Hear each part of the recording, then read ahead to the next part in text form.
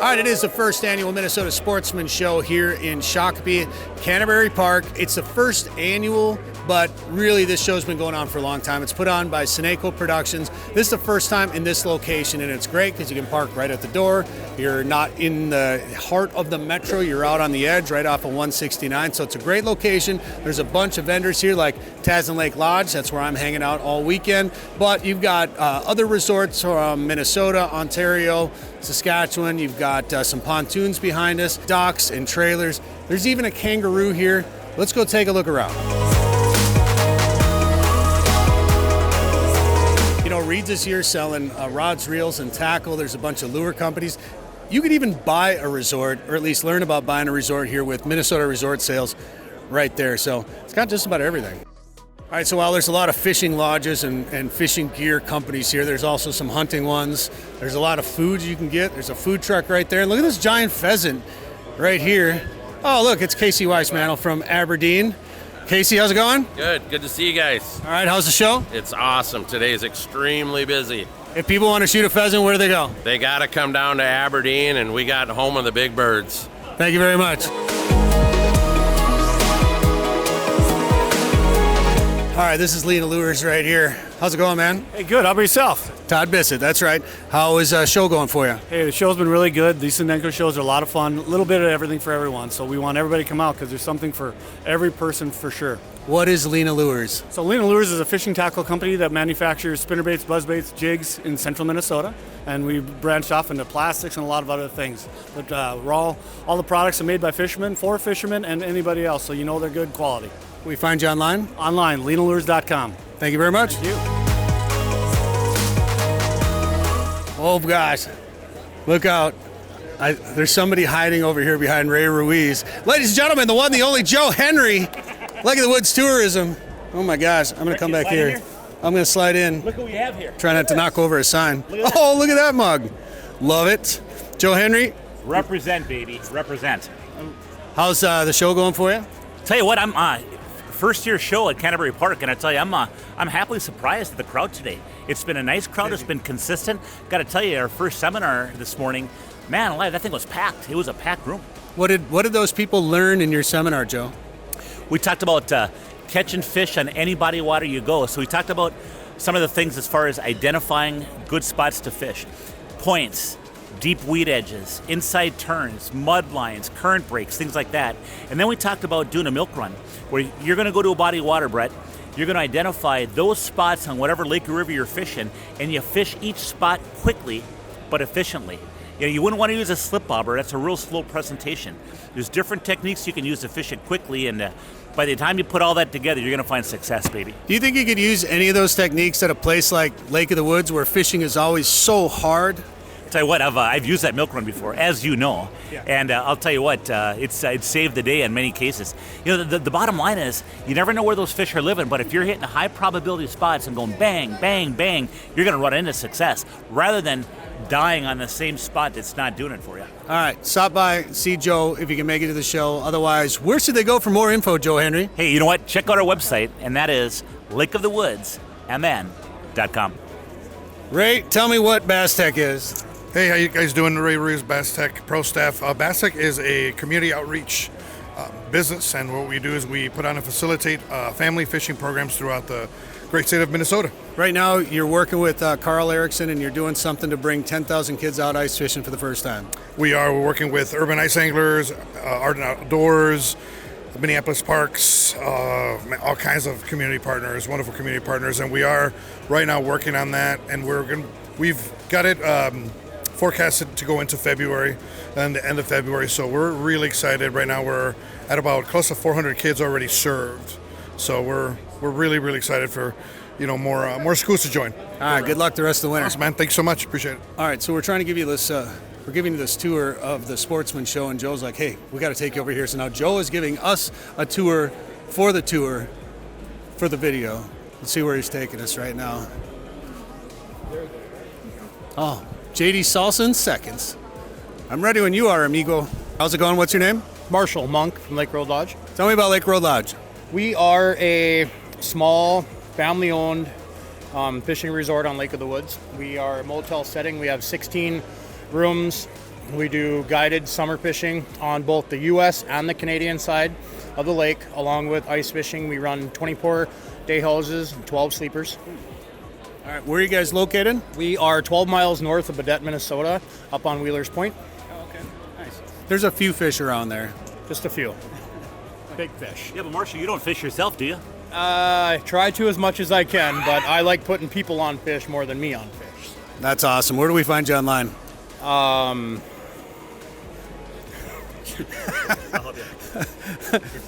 LakeRoadLodge.com. LakeRoadLodge.com. It's right there. I got you. I got you taken care of. How's the show been going? Great. Awesome show. Like it. Nice venue. Nice parking. Talk to a lot of people. Awesome. Good luck the rest of the weekend. Yep. Thank you. All right. That sounds good. Tell us about the salsa. Tell me about the salsa. Oh, it's the best salsa in the world. All right. We took everything in salsa and dehydrated it, so it's an all-natural seasoning. Just add it to your tomatoes. Okay. So it's like a salsa mix, basically. Yeah, yep. All right. And it's ready in seconds, I see. Yes. How Amazing. do you load these things up? Well, so, and the dip is everyone's favorite. Same seasoning, but with sour cream and mayonnaise. But That doesn't look like salsa. All right, I'll try. You don't have to feed it to me, Jill. I think you're getting weird. All right. the great thing is you can use this for all-purpose. Cook with this in your chili, burger, spaghetti sauce. Being all natural, it's a perfect all-purpose seasoning. Well, that's very good. And there's a little afterbite. The spice comes in a little bit later. Yep. It's good. Yep. All right, where are you guys from? We're out of Coon Rapids, Minnesota. Oh, very nice. And where do we find you online? JDsalsa.com. All right. They're ready when you are, amigo. All right, we got to stop by right next door because Jason Bird is here with Heavy Hauler, and he doesn't know we're coming right now. This is an ambush interview right now. Jason, how's it going? Good. How are you, Brett? How's the show? It's pretty good today. It's real good. Yeah, been a good crowd today. Who you got with you here? Clint Sand. All right, nice to meet you guys. Tell me what you got here today, I guess. Well, it's our gearbox tackle storage, one that fits underneath your boat seat. Just take your boat seat off and utilize the most wasted space in every boat, and that's right under your butt. We've got that. I've got just a bunch of tackle trays. We've got a trolling motor lanyard and some waterproof Linder backpacks. So that's what we've got, and selling really good today. I know we bought one of those Linder backpacks, I think in Chicago last year or 2 years ago. I can't remember. One of the guys at Saskatchewan really likes it. But this I think is one of the best ideas that's come out in the fishing industry in a number of years, just because of the space you save and the space that you utilize. It's normally wasted space under the seat there. I appreciate it. I'll just show you real quick. All you have to do is you just loosen up your boat seat and it comes right off and it utilizes all that space. Now, I fished with Clint a lot, so when I go, I grab my bag, I jump in his boat, stick it under his seat. It's not in anybody's way. It doesn't slide around. If you're doing fly-ins, you go up north, well, it's something like Tasman up where you're at. You're using a small aluminum boat, not a lot of room. A small bag like this is going to have all your necessities in it. Can you open one up and just, it's trays that you have inside there, right? Yep. And what size trays do you get in there? The 3600s in the medium. The medium-sized bag will hold 8 of these.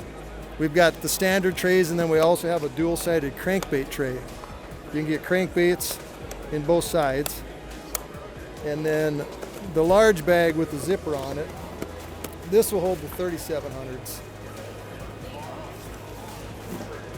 And that's the 37 14-incher, which is the most common. I actually prefer the smaller one. I just like it. Well, half the time you bring these big trays and you use 2 things out of it, most of the time. So it's kind of nice to go a little bit smaller when you can. Where can we find you online?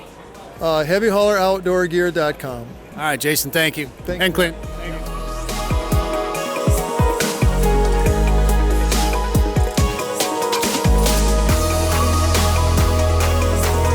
So one of the neat things about this venue is that it keeps going. So we're in Canterbury Park, and you've got the big showroom here, and then go through the entryway here, and you can actually go through a hallway that leads you to another room full of exhibits and vendors.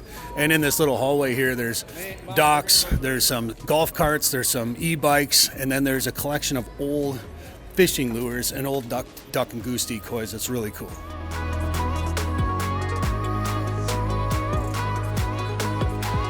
So here's the giant collection of fishing lures, and this is just a small portion of this guy's collection. But Dale Eggert is here, and he's going to tell us a little bit more about what we got going on here. Dale, how's it going? Good. All right. Brad. Throwing you on camera right away. What are we looking at here? This is Steve O'Hearn's antique fishing lure collection. There's about 100 feet of table space of fishing lures, all from Minnesota and upper Midwest. And it's everything from commercially made to one-of-a-kind, custom-made plugs. It's pretty neat, and there's even some decoys here too, it looks like. There are some duck decoys and some shell boxes because those are neat collectibles in the outdoor world here that those of us that hunt and fish like to see that kind of thing. So, you also put on a decoy show where people can see some of this stuff, right? I put on a show, the Minnesota Sporting Collectibles show on the first Sunday of April every year at the Medina Ballroom, and there's about 200 tables of stuff that you can buy and sell. People there rent tables from me. The other show coming up is the Minnesota Decoy Collectors Show, which is 2 weeks from today on the 1st of February over at the Doubletree in Bloomington, and that's all decoy, duck decoys mainly, some fish decoys. So that's awesome. This is quite the display. Dale, thank you very much. Thanks, Brent. All right, so this is your collection here. Yes, 48 years I've been collecting lures and fish decoys and duck decoys. How many lures do you think you got here today? Well over 1,000. Wow. And I have more at home and more in the museum in Alexandria. We were talking to you yesterday about the oldest lure you have. It's not here today, but the oldest lure you have is? It's 1852, and it's J.T. Buell. And he actually dropped a spoon in the water, and a fish attacked it, and he decided, I'm going to make something with hooks on it. So he did, and that was the first patented U.S. lure. That's amazing. All right, where else can we see your stuff? You can see my stuff on Facebook group, which is Made in Minnesota, Lures and Decoys, Antique and Vintage. And that's a Facebook group in Minnesota. And people enjoy this stuff. Absolutely, I love it. And I was able to buy a beautiful tackle box full of tackle today. Oh. The guy who owns the donut stand out here, the mini donut stand, brought it to me. Did you say mini donuts? Yes, we they're gotta, over there. We got to go. I'm buying. All right, so Tom Huynh is walking right by us, and we're going to ambush him right now and ask him a couple of questions. He doesn't know it yet, but all right, he's in the middle of a conversation, so we're going to interrupt it here. But Tom, how you doing? Good. How are you? Just got done with the Livescope seminar. Yeah. Nice. All right, and you're doing another one tonight. So you're doing 2 a day, it sounds like? Yeah, 2 a day. I got one tonight at 6:30 and 2 more tomorrow. Not sure the times, but we can look them up. Yeah, they're on the website and whatever. Most people that are going to see this, it's after the show anyway, so not a big deal. But how's everything been going? Really good. Great turnout for the show, for the seminars. Showing people a lot of live, high definition screen recordings from the university. And literally my seminar got done over an hour ago. And I just got out of there because people were stopping and, asking more questions, which I think is awesome. A lot of people have forward-facing sonar, and they're getting frustrated because, there's just one thing that they're missing, whether it's installation, whether it's a setting, or they're not sure what they're looking at. But by putting everything together, it's giving people a ton of confidence. Yeah, is it like going to one of your seminars? Is it basically like a micro university session? It kind of is. So last year when I was doing the university or the seminars, I didn't have any screen recordings, anything like that. It was just me speaking and just painting that picture in people's heads, and it went over extremely well. This year, I'm able, the screen recordings I'm showing are from the university. So basically, even last year, before the screen recordings, before the university was released, I was describing everything that people are seeing now in the university. So yes, it is a mini condensed version of that. All right. And for people, most people watching this probably are aware of the university, but if anybody doesn't know about it, explain what that is. Yeah, so it's Tom Huynh University. I had the idea for this 2 years ago, and took me a couple years to put it together. But basically, with my quick rise in the tournament circuit world and having all these great finishes, which I'm super thankful for, I was getting asked all the time, like, hey, Tom, I want to jump in the boat with you. I'll pay $1,000 a day or $1,500 a day. I'm like, wow, you know. But then, like, no time. With the businesses at home, with tournaments in the summer, I didn't have time to do any of that. So I'm like, how can I teach people even more effectively than that? Because if you jump in my boat and I show you something for a day, there's so many little nuances that you're going to go home and be like, try to use it yourself. You're going to pick up some, but then you're going to be calling me like, what was that again? What was that again? So then I developed Tom Huynh University. It's on fishthu.com, and it's actually curriculum based, really easy to navigate. Hundreds of video, high definition screen recordings, and every single screen recording is me inset in there explaining everything word for word, unlike a lot of YouTube videos where you see a screen recording but no voiceover, nothing like that. So I made it super simple for everybody, and it's been an amazing response so far. Probably a lot of guys taking that course, but nowadays there's a lot of women out there that are fishing. Yeah. Do you get a lot more women? And then as you're going through the university, are they asking for any tips for their nails at all? Or yeah. So I have, a lot more women are getting into the sport, and actually trending right now in the nail industry is our fingernails that are polished or painted to look like certain lure patterns, like Fire Tiger, Wonder Bread, and of course, mutual friend of ours, she has her nails painted. Marlis has her nails painted. Yeah, okay. Has her nails painted. I've been doing her nails for years, and but more and more women are getting into the fishing now, especially with the electronics. Kids, yeah, bunch of more kids. It went for a while there, years where it was falling out of favor of kids, but now they're able to see it and have fun outside. So I got to ask you this question: with everybody out there talking about the effects of Livescope or any potential bans, and I want to state for the record, the DNR is not trying to ban Livescopes in Minnesota, despite some of the headlines you're seeing from news organizations out there. That's not happening. What do you think the future of Livescope is in forward-facing sonar? I think, if anything, we still have a lot to learn with it. I still think the fish populations are healthy from what literally I'm seeing with my own eyes on a lot of these lakes. And so, ironically, back in the summer, I got a call from the Minnesota DNR. And when I picked up the phone and I saw it was a local number, I picked it up and they introduced themselves from the Minnesota DNR. And I was like, hey, Nate Wolski, hide your fish, But no, I'm like, what's going on? And so they explained to me that they have a biannual, is that what it's called? So every 2 years, they have a DNR meeting with all their DNR officials, 250 to 300 people to this meeting out in Little Falls, Minnesota.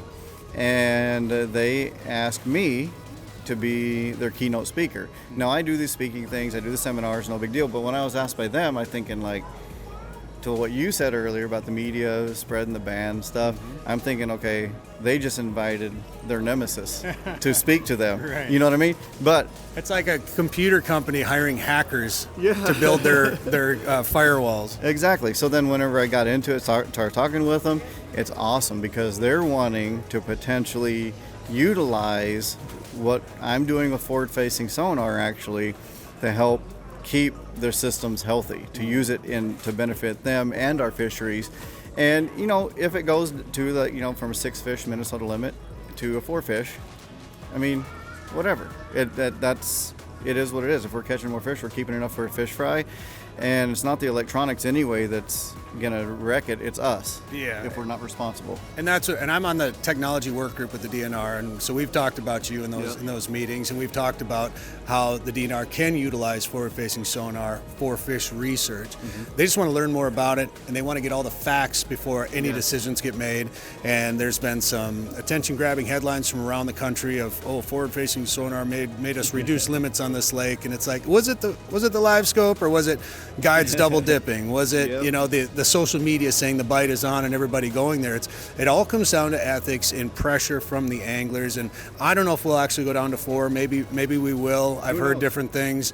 I like the DNR having the flexibility to manage lakes independently if they can. Mm-hmm. I don't think a guy needs to keep 6 walleyes. Mm-hmm. We rarely keep a limit of fish. Mm-hmm. We'll keep a couple to eat, to have a meal. We don't necessarily like freezing them, but you never know what the future holds. But the technology, I think, is introduced introducing more anglers. It's getting more people, kids, into fishing. So I think it's a blast. I love it. I do too. And just learning, a lot of what we thought we knew about walleyes a few years back has been flipped upside down. And not just walleyes, every single fish in there, how they relate to structure, and just learning every fish species down there. It's just fun. Absolutely. Yeah. All right, Tom, thanks for the time. Good luck with everything. Appreciate it. Thank you, guys. So these guys do hunts in Tanzania, South Africa, and New Zealand. And I'm just really excited because I had a pretty good conversation with them. So I'm hoping we go to New Zealand or South Africa soon. This guy makes barbecue sauce right here. All right, so tell me about your barbecue sauce. Alrighty, so my original barbecue sauce is my grandfather's family recipe. That's him back in those pictures right there. This is what I served in our food truck. Customers loved it. So then I created the other flavors. We have a garlic, a honey, and a spicy. Those are our 4 flavors. We just started selling the sauce commercially bottled this year. This is our first show out with it. I tried some yesterday. It's delicious. Where's the food truck? Where can people try this stuff? We're up around St. Cloud, Minnesota, Foley area. We travel around a little bit with it, but find us on Facebook. Tells you where we're at all the time. What's the Facebook page? F-5 Barbecue. Hey guys, how you doing? What's your name? I'm Tim. Tim? All right. You don't have to talk that fast. It's going to be a quick interview, but What's your name? Lenny. All right, tell me about the Minnesota Fishing Challenge. Okay, so the Minnesota Fishing Challenge is a fishing tournament that benefits Minnesota Adult and Teen Challenge. It happens on May 31st and up on Gull Lake, and we're looking for boaters and two-person teams to come out and join us to join the fishing challenge. It's an amazing event for such a great cause. Thanks for coming out. Thanks for telling us about it. Good luck with the event this year. Great, thanks a lot. Find out more at fishingchallenge.org. Do you guys know there's a kangaroo over there? Yes. Did you guys see it yet? Yeah. Let's go see the kangaroo. Lots of places to get food around here and just a lot of space. There's a casino here, of course, a horse racing track when that's open. That's not open right now, but so there's guys doing a wildlife show here showing you all kinds of, he's got an alligator right now. Here's the kangaroo right over here. That's a kangaroo, crikey! It's coming right for us.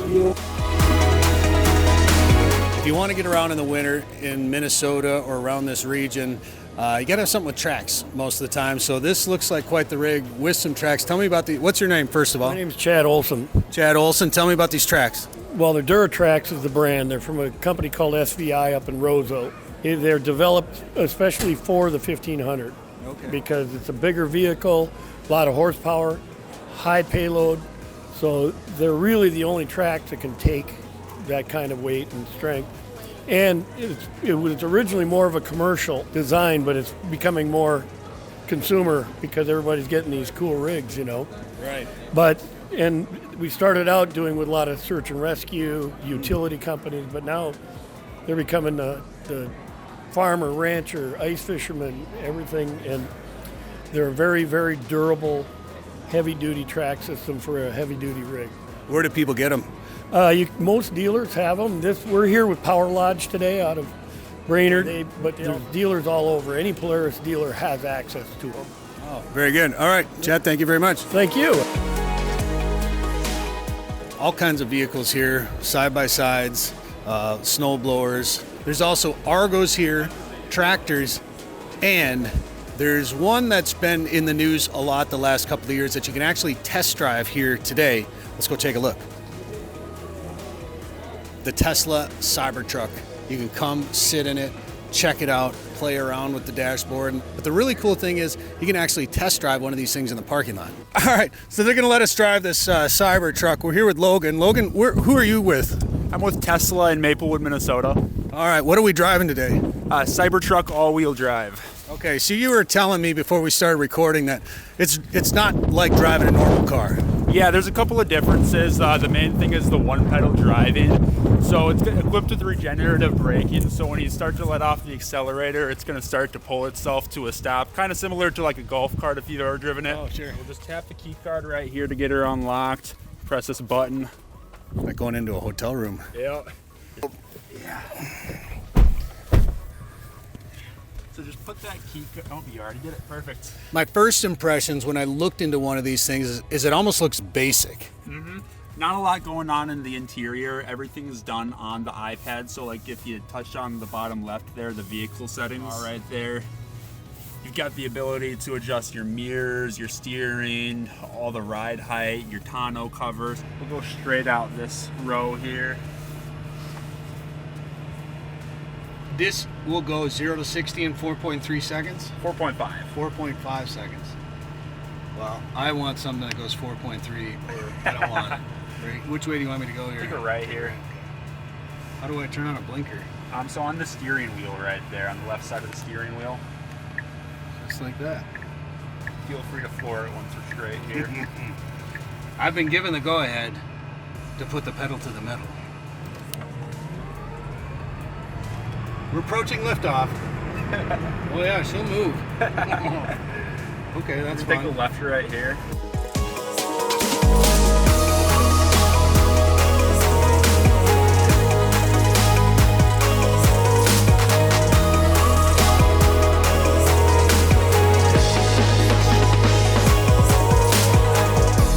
A couple years ago, we filmed a really cool Prairie Sportsman episode in northern Minnesota at Voyager. We took snowmobiles all around Crane Lake and all around the area. I haven't been up there in the summer yet, and Dale Luganbill sounds like I should go up there in the summertime too. Absolutely. The Voyagers National Park is just an amazing park. Fishing's phenomenal, and fishing pressure is actually quite low. Oh, really? Yeah, like a lot of the houseboats that go out, I would say half and half are just there to see the park. How does that houseboat deal work? Come out, you rent a house, we give you a little tutorial there at the dock. By the time you leave that bay, you're your own captain. Not officially licensed, by the way, just, but you'll be able to navigate the waters up there and enjoy the park. It'd be great. Yeah, so I'm driving the houseboat. Yeah. All right. Yeah. And then you got like a slide on the back, a place you can swim, and then... Yeah, they all have slides. Some of them have hot tubs, so if you haven't ever been in a hot tub, enjoying a beverage, and catching a walleye at the same time, I don't think you've truly lived yet. I mean, that sounds like a terrible time to me. All right, where do people find out more information? I think go to Voyager Lodge Houseboats website. Come if you're at the show, stop by. Obviously, we're going to be at all the shows coming up, so if you don't hit this one, find us at another one. Been pretty good here today. Yeah, it's been a really good show today. A lot of people. All right, Dale, thank you very much. Yeah, thanks, Brett. Nicole, hi. I don't know if you know this or not, but Greg Jones is very good at singing Guy in a Buffalo. Did you know that? No, I didn't. What's Guy in a Buffalo? I know the first two words. Hey, how's it going? Good. Tell us real quick what you're doing these days. Now I started a nonprofit. It's called Real Recovery. We strive to unhook addiction, hook fishing. So we're looking for partners that want to get involved. We had a 90% turnout rate at our first event. We had to shut down registration for our second event, so it's a huge need, and God's aligning the stars. So we want to take people out in recovery fishing and have them reel in an addiction-free future by giving them that tool. And we're also doing sponsored license programs, so if people can't afford license, we're going to do monthly memberships. You can support someone in addiction, and they can get a license and a fishing rod and a tackle kit. So it's been really awesome to see the growth, and hope to do that and be done, when I die, this is what I want it to be done. So That's awesome. Where do people find out more information? you can follow us on Facebook at Real Recovery. It's not Real Recovery, it's Real Recovery. And then you can find us on, realrecovery.org. Not Real Recovery, I just screwed up. Realcovery.org, yeah. There you go. We'll just leave that whole thing in, too. All right. Hey, Greg, how's Midwest Outdoors these days? Doing great. Show's doing great, too. Yeah, tell me about the show so far. Yeah, well, Friday started out a little slow, but Saturday is rocking, and it locks it in for the future. We're doing good. All right, awesome. Don't have that metro traffic on Friday to deal with, so people from Wisconsin, Iowa, Minnesota, Sioux Falls even. That's awesome. Well, that was a long way to reach across the table, so we're going to keep moving. Thanks, Greg. Thanks. All right, so next to our booth here today has been Jesse View Resort. All right, and what's your name? Angie and Mark Hurley. All right, tell me about Jesse View. So Jesse View Resort is on Big Jesse Lake in northern Minnesota, north of Grand Rapids. It's a primarily fishing resort. We have cabins, we have RV spots, Great Lake for walleye, for crappie, for northern pikes. Cabins ranging from studio cabins all the way to big cabins that could house 12 people at once. And so good for small groups or big groups. yeah, super fun gathering spot. And it's kind of a drive-to, do-it-yourself type place, but you so you can bring your own boat, provide your own meals, bring your own food, but you can rent boats there as well. Correct. Yep. We have restaurants that are easy access close by for those of you that don't want to cook. But the cabins all have a charcoal grill. They have full kitchens. We set it up so people can do either or both. But I think I'm going to bring my own food because the close restaurant is named Cannibal something or Cannibal Junction or what the heck? What are they serving there? It's Riley's Cannibal Junction, and it is a great local hangout. It's a full-service restaurant and bar, and great local. And it's beef they're serving. Let's just clarify. Yeah, they're beef, and they've got great steaks, burgers. Do they serve other cows? Is that where the name comes? The cows are cannibal. Interesting name. Question you have to ask them. Sounds like good food, but near Jesse View. All right, where do we find you online? www.jesseviewresort.com. All right, thank you very much. All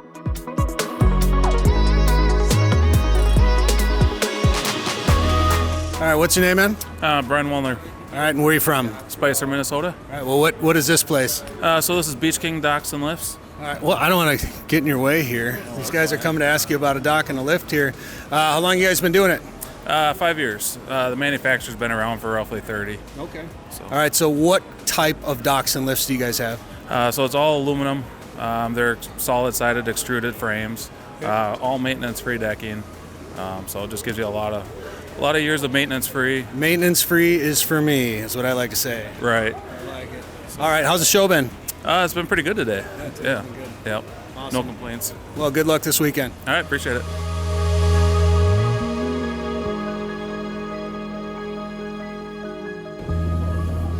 Ladies and gentlemen, it's Joe Henry. I don't know that I have a favorite. My favorite color, your perch colors. Those are real good colors in that, as a rule.